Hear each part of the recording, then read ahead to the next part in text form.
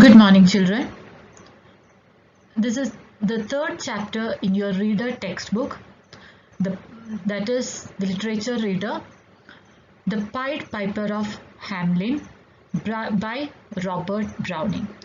So this is a poem by the famous poet of Victorian era, that is Robert Browning. So now first chapter we have already done. Second chapter we have reduced as a part of reduction in the syllabus, so that is not there, that is not included, it is excluded from your syllabus, and this is the third one. Now we can see about the author. About the author. Robert Browning was an English poet and playwright whose mastery of the dramatic monologue made him one of the foremost Victorian poets. So according to the people, according to the kings and queens, according to the queens who ruled England, actually England is the English literature is also divided into different ages, like that of Queen Elizabeth era, like Victorian era, Romantic era, just like that. Okay, so he belonged to Victorian age and he was one of the most important poets of that time. And he was famous for dramatic monologue. So as it is already said, monologue means like only one person will be speaking there, and he will be the narrative, or the hero will be giving narration. He will be giving, like, now the full story will be given in the text, through a poem, or through a poem, like it will appear like that of it will be just like kind of drama or something, but the whole story that he will be presenting it through a poem only. Now if we take the example of this poem itself, The Pied Piper of Hamelin. Now I assume that you have already gone through the poem, you have read the poem. So now you can see, like, when you read the poem itself, you will never get a feeling of, like, that you are reading a poem. Instead, it is also like, it is normal, like a kind of story. Anyone can easily make it out. But this is one of his easiest works. There are many other works like Andrea del Sarto, Lippo Lippi and everything, which is very difficult to understand. So in this work, we can see, like, it is just like a story which is presented in the form of a poem. A story that is presented in the form of a poem. And his poems are also known for the irony, characterization, dark humor, social commentary, historical settings, and challenging vocabulary. So as he already belonged to Victorian period, like that of mid English period, so you can see, like, many words that are used in that time, during that time only. And his poems, we can see, like, historical settings and social commentary. He used to address many political issues also of that time. We have already attached one link to one video also, reference video. So you can see that video first before you proceed to the next slides. So in that video you can see, like, there is a story. The story of the Pied Piper of Hamelin is presented, given in detail. Of course, there are some changes. So once you see that video, then you try to connect these pictures. Then you can, you will get that complete idea about the story itself. Like in the first frame, you can see one Pied Piper with a pipe that he is coming to the town, and then in the second picture that you can see, like, he is walking away from that town, and all the rats are also following him. And in the third frame, you can see, like, the Pied Piper is going away from the town. In that case, you can see the children are following him. So why the children are following him, why the rats are following him, to know the details, you can see that video also. The same thing we will be discussing in the story, in the poem also. So once you see the video, it will be very easy for you to grasp it.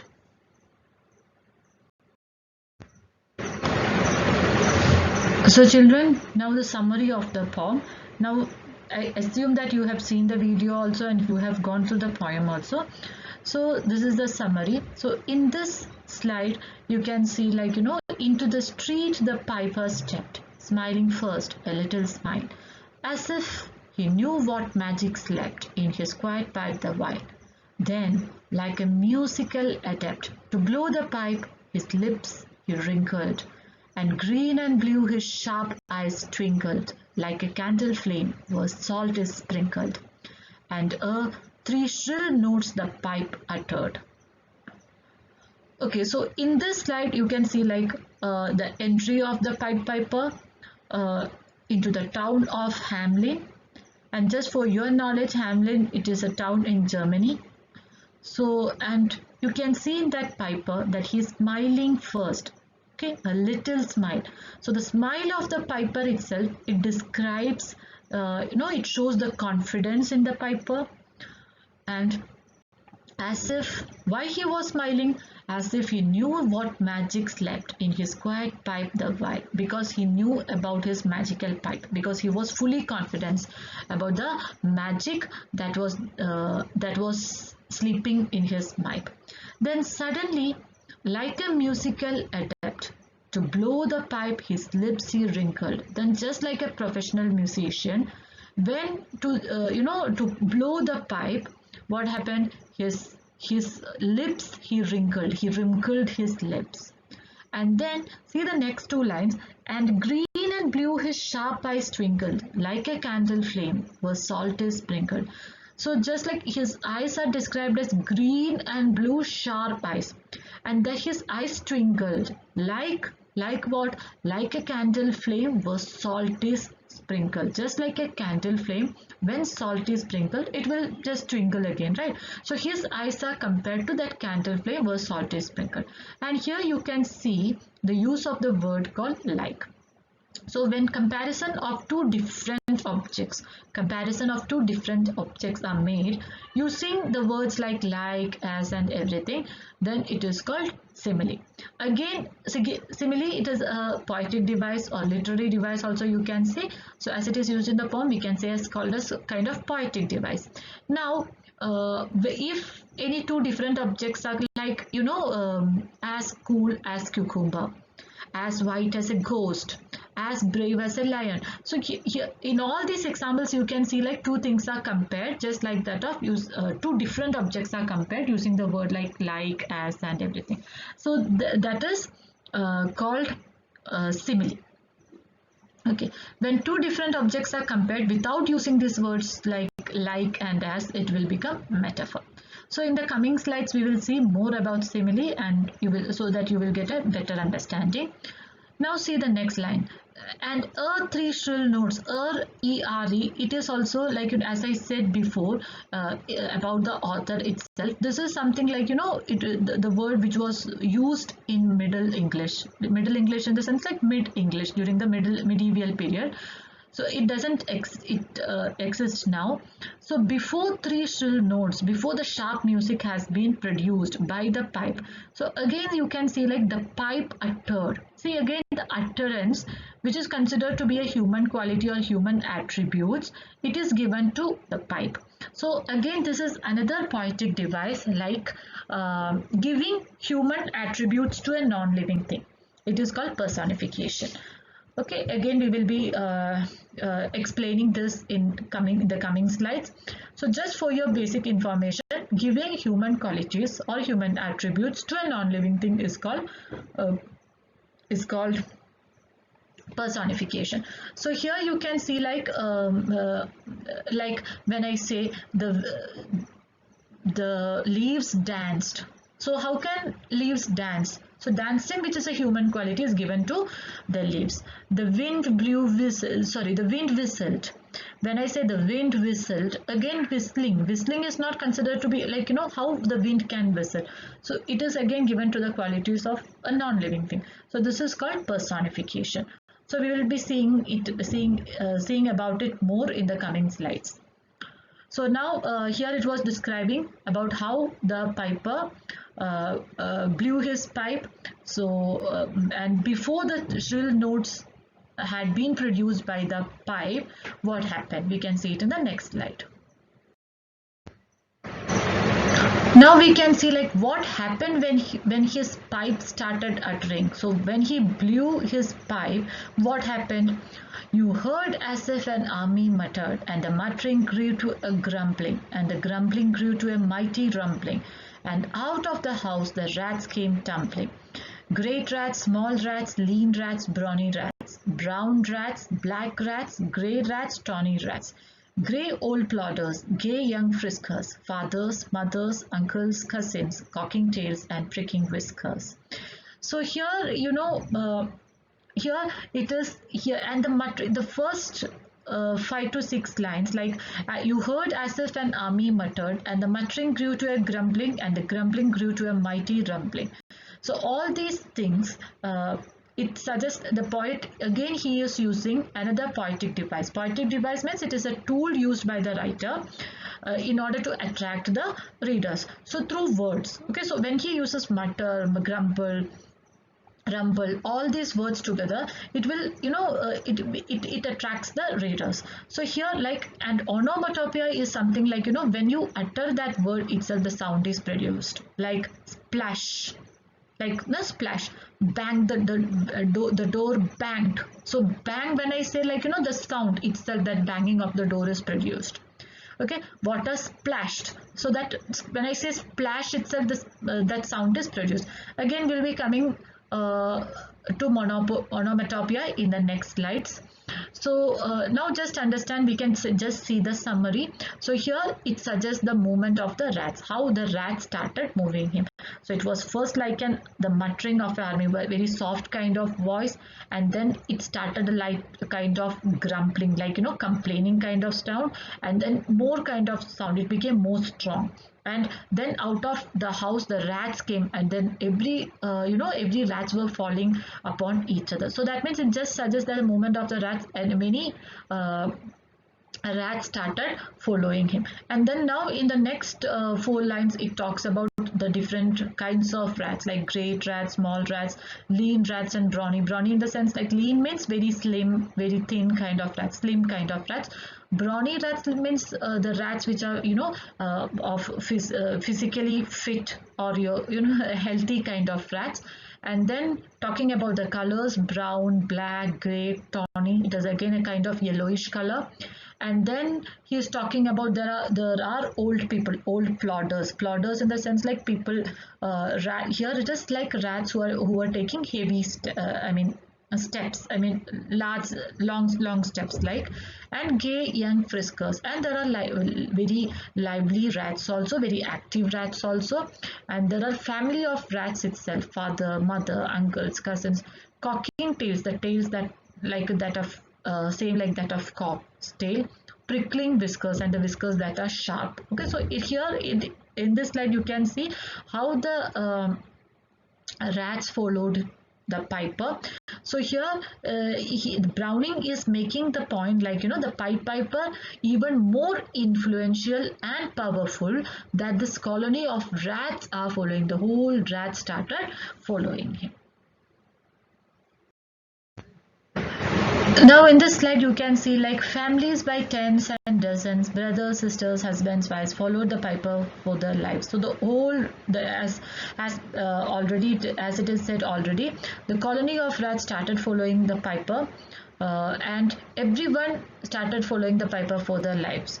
From street to street he piped advancing, and step for step they followed dancing, until they came to the river Weser, wherein all plunged and perished. So here it is suggested, like, they came to the river. Who is they referred to here? The rats. Okay, so from street to street, as the piper was advancing from street to street, these rats also followed him. Okay, they were dancing because they were so happy on hearing this music, and until they came to the river Weser, again the river in Germany, and they all plunged and perished. So they all drowned and they got destroyed. So now here it comes to the end of rats. Okay, so the Pied Piper had killed all the rats. He saved the town of Hamelin from the infection of rats. He saved the town of Hamelin from plague. Now it is not it is nowhere it is mentioned in this textbook, in your textbook, like what happened. Yes, yes, it is mentioned in a brackets, like then he goes to the mayor, and those who have seen the video also, you might have come across this. Like, he goes to the mayor of the town, he goes to the villagers to ask for the money that has been promised already.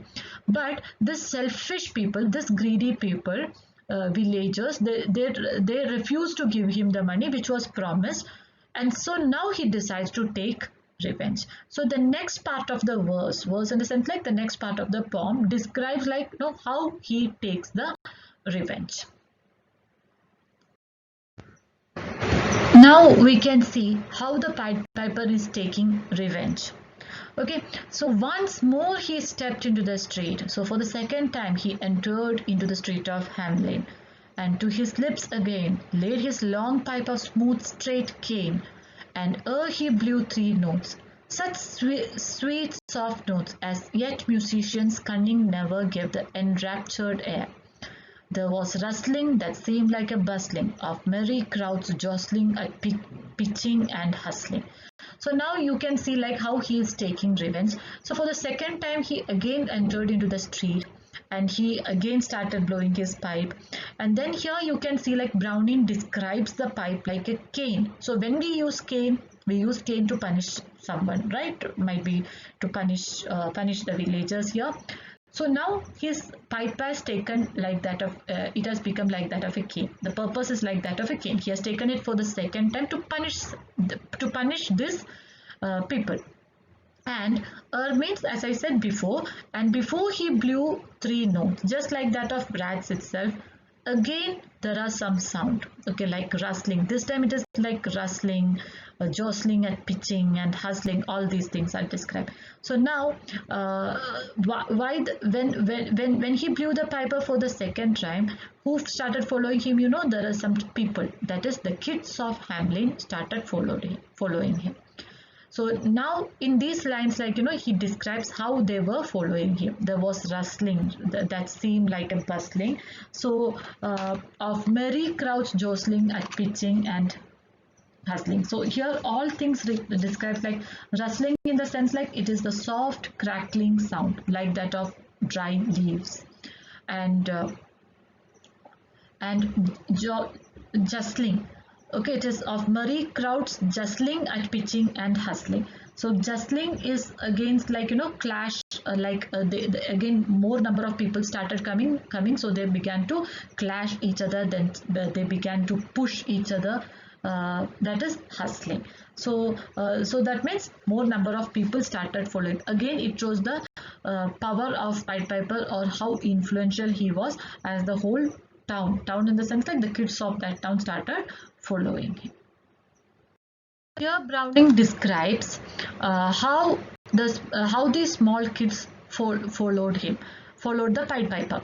Like small feet were pattering, wooden shoes clattering, like hands clapping, little hands clapping, and little tongues chattering, and like fowls in farmyard where barley is scattering, out came the children running. So here again you can see like the small feet, the pattering, that means the shoes, how the feet were pattering, how the shoes were clattering. Again this is a use of onomatopoeia, as it is already described. The use of the word itself, it will reproduce the sound. I mean, okay, the meaning, the word, the sound will be reproduced through this use of the words itself. So pattering of small feet, clattering of shoes, chattering of tongues, clapping of little hands, and again all these things. So these are small kids. This describes the small kids following the piper. Again you can see the comparison using here in the second line, like little hands clapping and little tongues chattering, and like fowls in farmyard when barley is scattering, out came the children running. So here it is like children are compared to fowls in a farmyard when barley is scattering. Again two different things are compared using the word like. So this is an example for simile, how the kids followed the piper. All the little boys and girls, and again he gives the description of the boys and girls, about the kids, okay, like rosy cheeks and everything. And here again see the last line, and sparkling eyes and teeth like pearls. Okay, again teeth is compared to that of pearls, two different objects compared using the word like. So this is also again example of simile. Tripping and skipping ran merrily after the wonderful music with shouting and laughter. So here in your textbook the poem ends with the note, like like he has taken, the Pied Piper had taken a revenge on the town, on the villagers, on the people of Hamelin, that because as they had not given him the money that they had promised, he had taken the children away. And the children, like the rats, were in the two poems. You can see like how the rats were following him, like that the children also followed this Pied Piper. And then he takes them to a cave, and the cave is closed. And then in the actual story, those who have seen the video, you can see like one person, like one child, actually it is like a lame boy, a boy who cannot walk, as he could not keep the pace with the other kids. He was not he does not reach the cave. And then by the time the cave gets closed, and then he goes back to village, I mean to the town, and informs his parents about what had happened. Then everyone goes to him and gives him the money, that is actually double amount or something that they give him, the amount that is promised. And then the Pied Piper is convinced and convinces the Pied Piper. He opens the cave, and then children follows him. This is actually happens in the story. This is that something that actually happens in that story. Here goes the story. So in this slide, summary of the story is written.